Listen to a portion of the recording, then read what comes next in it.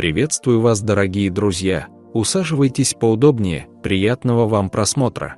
Всю зиму Кэролин слышала храп, который, по ее наблюдениям, доносился из подвала. Никто из домочадцев не замечал необычных звуков, и Кэролин убедила себя, что ей они также померещились.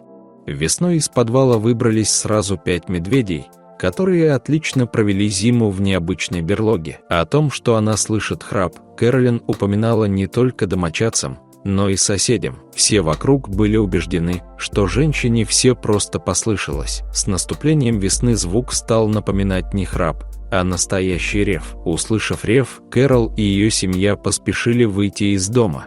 Когда они были на улице, то увидели, что кто-то откинул изнутри крышку подвала, а следом показалась и причина храпа — большая медведица.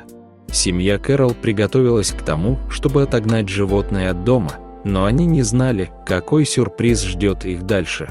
Я позвонила волонтерам, они помогают в таких случаях, заботятся, чтобы медведь ушел со двора и был в безопасности. Уже когда специалисты были на месте, оказалось, что медведей вовсе не один, а наш подвал они превратили в берлогу, рассказывает хозяйка дома.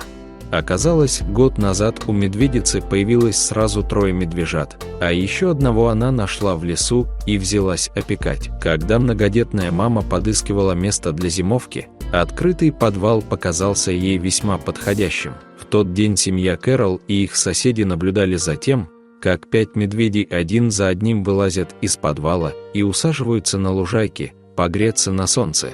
Казалось, они сели в кружочек и договариваются о том, что делать дальше, делиться воспоминаниями Кэрол. Прогонять медведей не пришлось, немного посидев на солнце, они ушли, чтобы заняться поиском еды. Если вам понравилась эта удивительная история, ставьте лайк, подписывайтесь на канал и делитесь им со своими друзьями. Ну и, конечно, не забудьте нажать на колокольчик, чтобы не пропустить новые интересные истории. Всем пока и до новых встреч!